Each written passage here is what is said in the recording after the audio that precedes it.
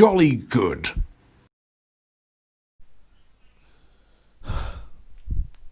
I knew this day would come.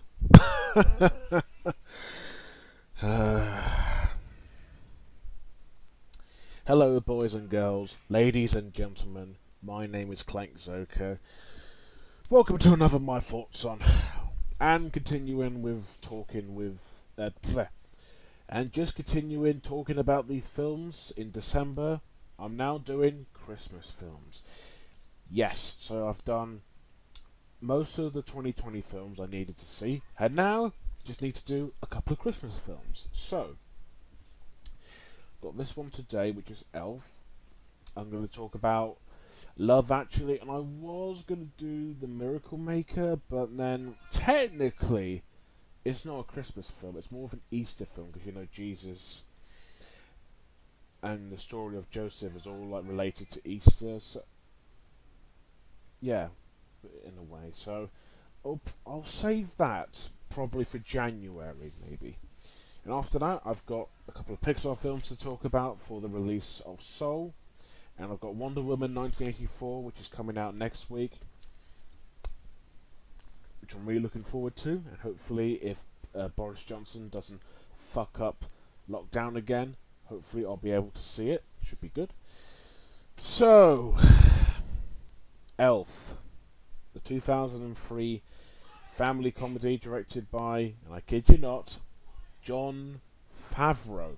Yes, the man who was responsible for The Mandalorian, for the MCU. He's probably one of the most recognisable people in the Hollywood film industry. And I actually like the guy. I think he has a clear vision of what he wants. And despite being the first to create the universe, and also directing Iron Man 2, Shane Black directed 3, so he only did the first two. He was also Happy Hogan in the MCU as well. He also directed, I think like most of the, I think some of the episodes of Mandalorian. I know he created it, but it's like, he did do some of the episodes of it as well. So yeah.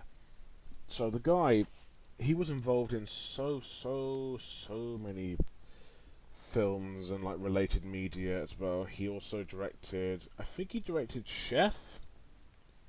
I think. I could be wrong there. Let me have a look. Yeah, Chef, and he also was a producer for. Actually, oh, I just realised this now. Apparently, he was in Solo. Who knew? He also directed The Jungle Book, the 2016 version, which I liked, and then he did the Lion King remake last year. And if you know what I thought of that, then well, I like the guy, but maybe never do that again.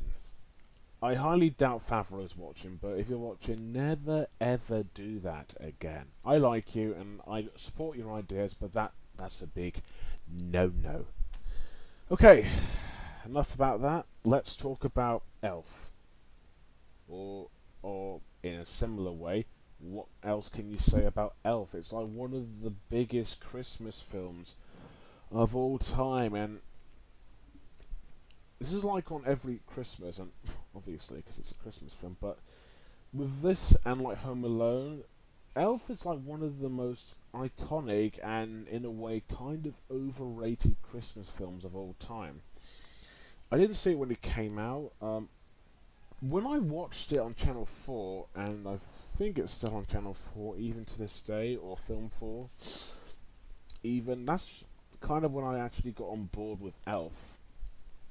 Because after I watched it in 2010, that's when I realised, holy shit, everyone else is watching Elf. So it's like, it became quite big. I wouldn't say like cult following, but more like it's got a fan base. Like when you say Christmas films, it's like, what are your favourites? It's like, Elf. And something like, it's like, you know, oh, I love Elf. Elf is my favourite. Or they'll probably say Love Actually, which I will get to very soon. Because that's a film I haven't seen. I've heard a lot about and I'm excited. The Grinch. And I'm not referring to the Chuck Jones cartoon. They always like the Jim Carrey one, which I always call the Ron Howard film, because I don't know. I just don't. I hate it. I don't know. I get particularly annoyed when people call it, "Oh, have you seen the Jim Carrey one?" I don't know. I usually refer to these to films by directors' names, but sometimes with actors. But that one's like, it's fucking Ron Howard, all right. So, anyways, Elf. Um, I've watched this so many times, like kind of like Inside Out and like, oh, I'm trying to think, and like most of the Pixar films and Thomas and the Magic Railroad. It's one of those films that, although I don't remember every single solitary thing, I can recall most of the scenes and most of the lines because it's that popular. Iconic, I would probably say it's a very iconic Christmas film. And as I got older, though, I did grow out of it a little bit. I know people still watch it, and that's fine as well. I mean, personally, I love I love Aardman's Arthur Christmas, which is my personal favourite Christmas film. But people say it's The Grinch, this, Home Alone, Polar Express. Sorry. There seems to be a trait of these Christmas films.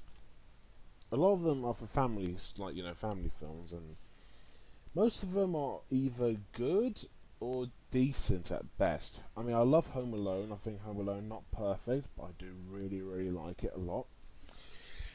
Polar Express, I think, is underrated, and it's not great, but I also like that too, as well. And Elf. The more I watched it when I got older, I actually liked it a little less. It's like you. How do I put this? Not everyone will agree on me with this, but when you watch a cat video, it's funny, right? It's like when a cat, falls off a roof and then they land on their feet, or if they get scared by a dog and they fall off the sofa. It's like, oh, that's funny, and then you watch it like 10 more times, and it's like, okay, I like it, but it's not as funny. It's just kind of the same thing, the same joke over and over again. That's how I describe Elf. And not to say the film is not funny. I mean, it's like we've seen this before, and since I watched the film a lot, it's like, yeah, it's funny. And then the more I watch it, it's like, yeah, I'm kind of getting a little tired of it. But anyways, let's talk about Elf. Elf is about this elf. Ha! Joke. Not really. It's kind of shit.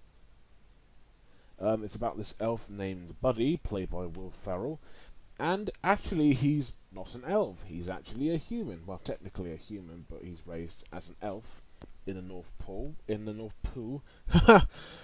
Sounds a bit Welsh. It's like North Pole or Scottish. I don't know. And he's raised by Papa Elf, who's played by Bob Newhart, and he tells him that he was actually raised in an orphanage, which is where Santa, played by Edward or Ed Ashner, or Arsner, I guess, who you may know as Carl Fredricksen from Pixar's Up, until Buddy gets into his sack, and then he's at the North Pole because no human's ever been there, and then Santa and the rest of the elves, well, mainly Papa Elf, they say to him that he's actually not an elf, he's a human, and his dad, and played by James Caan, named Walter Hobbs, or was it Hobbs? I think it's just Hobbs. I think it's Hobbs. I don't know. But they tell him that his real father, not Papa Elf, who's just his adopted. I guess he's like his Walter's his psychological dad actually, and he's in New York, and they say you must go to him. You must go and find your actual family, and Buddy does that. He goes from the North Pole all the way to New York City, where he comes across a lot of very interesting characters, like going into a store where he comes across this worker named Jovi, played by Zoe Deschanel, and as you expected, he falls in love. And he meets the rest of the family, like Emily, played by Mary Steenburgen from Back to the Future 3, and Michael, played by Daniel Tay. And as expected, it's basically a fish out of water story, and he tries to convince his dad like he's actually his son, and obviously Walter, being the businessman and being working and not having any time for his other child, he doesn't believe any of that, and so Buddy has to try and find the true spirit of Christmas. Now, as goofy and as silly as the idea is, it's actually a pretty funny idea. I do like the opening of the film where we see Buddy, who's a big elf and he's a human, and you've got all these small elves. It's like, comedically, it kind of works, although it's not funny. It's decent, but it's like it is a funny idea because he's like in a classroom, all the small elves, and there's Buddy just sitting there, and he's like big. So I like the idea that a human is raised by elves, and he has to go out and find who his real family is, while also trying to get also doing this fish out of water story. And if you don't know what that is, it's basically a character who walks into this new world. So, for example, he's like like a caveman. A caveman walks out into the city, and he's like, he doesn't know what a train station is or a bus, and then he tries to like copy what everyone else does, and he tries to like do the wrong thing and all that because he doesn't know what it is. It's kind of like this because Buddy doesn't know. He doesn't know what freaking. He doesn't even know a lot of human stuff. Although Santa did tell him a few things, like not to eat gum, and he doesn't. He gets a little carried away at times as well. When he goes into a store, he tries to make it look Christmassy. He plays around with the, like the spinny, slidey doors when you go into shops and all that. So basically, he's just experiencing his first time in New York City. So the idea is great. I think if this was animated, this would have been slightly better, but as live action, I'm like, brilliant. I think, again, like Jon Favreau has a good brain. He has a lot of good ideas. The plot is probably one of the most straightforward elements in the film. It's basically Buddy trying to look for Walter Hobbs. He also falls in love as well, and that's it. That's pretty much it. Oh, and there's also something to do with Walter's company trying to pitch an idea in a book or something. The storytelling is really just like it just feels like a Will Ferrell comedy. Especially even though when it's just Buddy in his like elf costume, even though he doesn't say it's a costume, it doesn't quite feel like a generic Will Ferrell comedy. It just feels like a family version of a Will Ferrell comedy. However, when he actually goes to work with Walter and when he's in the mailing room, that almost feels like Step Brothers or something stupid like that as well. So there are scenes in the film where I'm like, it's like, that was quite amusing, but mostly it's like, and please do not throw hate at me. I think the comedy is more hit than it is. It's more hit and miss than it is hit. A few times I did smirk a little bit when Buddy burped, and I know like, farting burping is the lowest form of comedy. It is, but at least in this film they don't use it a lot, so it does get a thumbs up from me. And the burp and the scene where he drinks, and I cannot confirm if Will Ferrell actually downed that whole bottle of Coke. If he did, then by bloody God, he must have been very thirsty. Even though the scene's not funny, I did smirk a little when he made that funny noise with the bub. I was like, okay, I did kind of smirk at that. There were a few times I did smirk in the film as well. I did chuckle a little bit when Buddy does these big facial expressions and when he's going crazy and excited. It's like there is a certain energy and a certain likability to the film that just works. But when it doesn't hit, it just gets a bit and then sometimes it does get annoying, but especially for me, since I've watched this film too many times as well, it's like, I don't know, it's like, oh, it's just getting very tiring. I'm like, this was funny, but it's like, it's run its course. The film's also quite predictable. Like, there's a scene where Walter has a go at Buddy, he just walks away, and it's like he's never going to see them again. As well as, like, you know what's going to happen. And what makes it worse, Walter's actually quite unlikable. And yeah, I get it that he's supposed to be like a grouchy, Scroogey, Grinchy character who doesn't have time, and he's like a bit stubborn and a bit cross. I mean, he does try to be nice to him a little bit, but he's like, he doesn't actually know him until like maybe like over an hour in. Like, I mean, he's well performed. I like James Caan, but it's like he's very unlikable, and he just wants to get rid of Buddy. You know, it's like, but he does try to do it for his wife, who pretty much believes that Buddy is their son as well. And this feels like and also when I was watching this does also feel a little bit like Paddington. It's another fish out of water story where a character comes from somewhere that he knows very well, and then when he gets to his new place, he doesn't know what to do. He doesn't know how it works in a new city or a new country. However, Paddington did it better because the character is a bear, and he also doesn't know what the people in Britain do. And you know the scene where he's like with the toothbrushes, putting it in his ear. It's like, it's gross, but it's like, it's understandable, and especially when he's at home, when the Browns family are out. You know, he gets in a bit of he gets himself in a bit of a pickle. But it's funny and understandable. This one does the same thing, but it's like, it's just Will Ferrell just being Will Ferrell as well. And I will give the film this.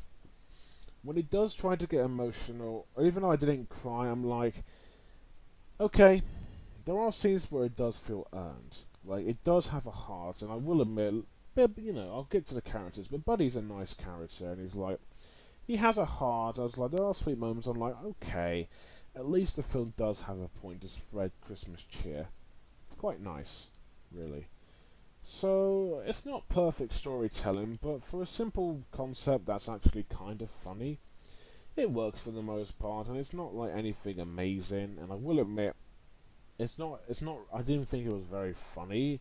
I smirked a few times, I chuckled a few times, but nothing screams, oh, hilarious. It's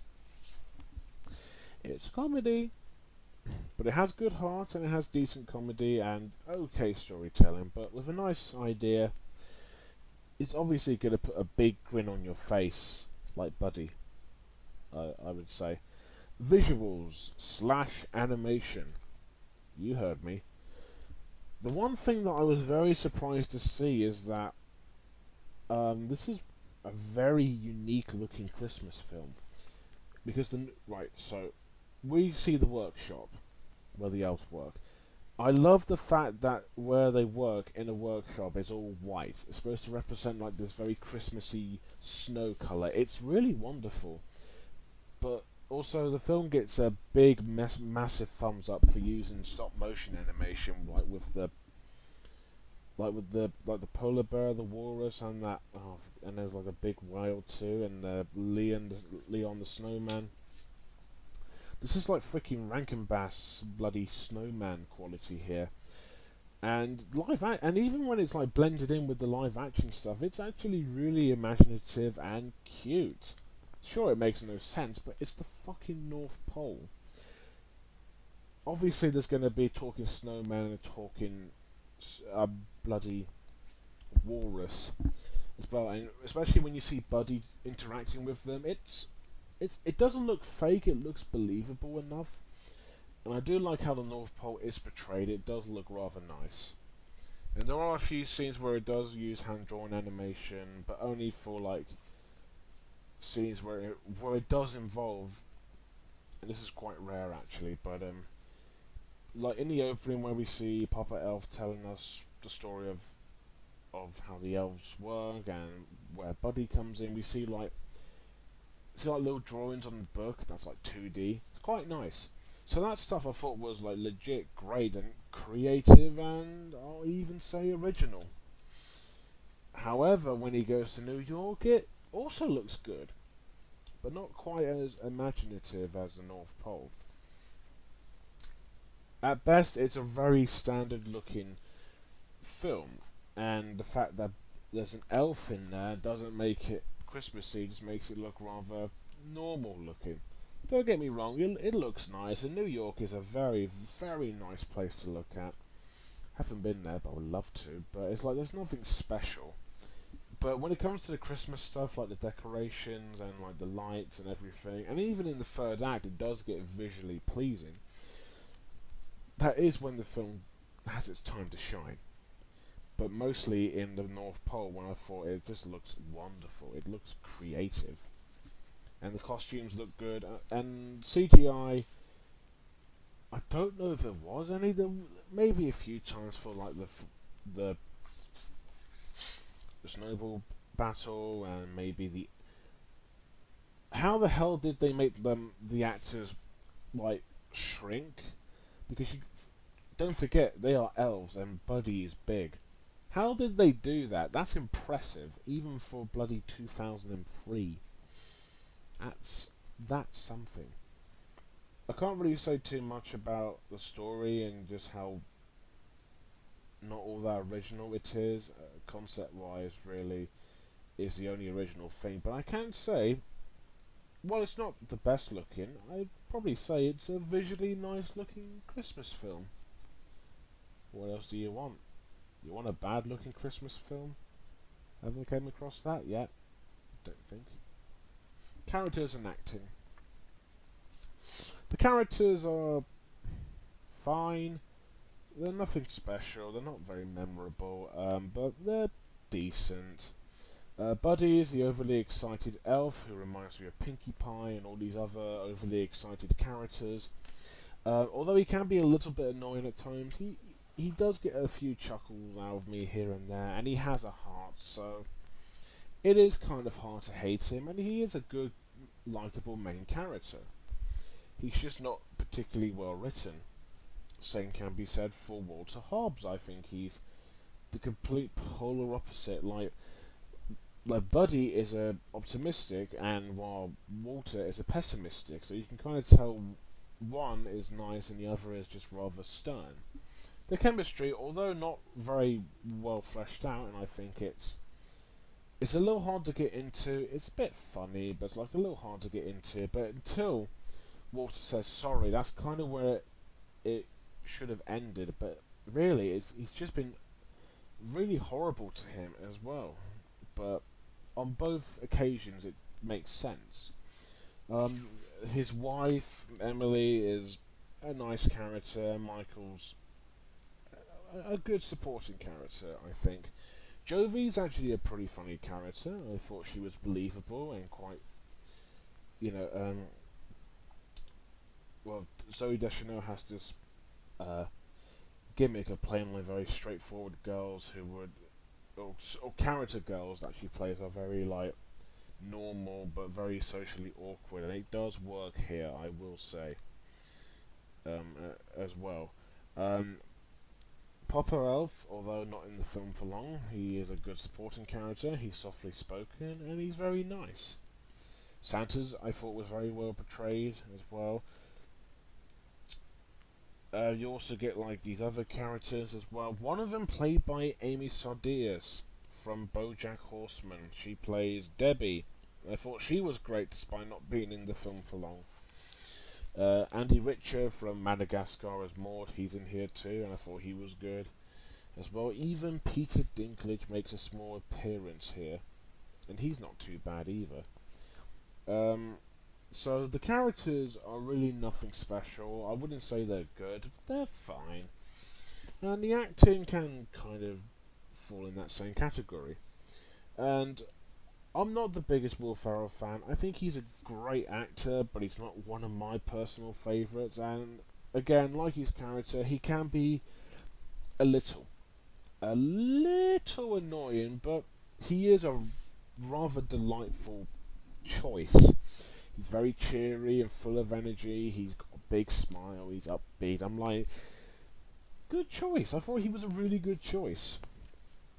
James Caan is great as always. He plays it very well. Bob Newhart as well. Zoe Deschanel I thought was legit funny. Ed Asner is fantastic. Mary Steenburgen is great also. Peter Dinklage is always a joy. Amy Sadias as well. And even Jon Favreau's in here, who plays a doctor. Because there you go. Can't be a Jon Favreau film without him making an appearance. Again, the characters are really nothing special. They're not brilliantly well written. They're just average. But the acting is good, but just nothing great. So I guess they're passable enough.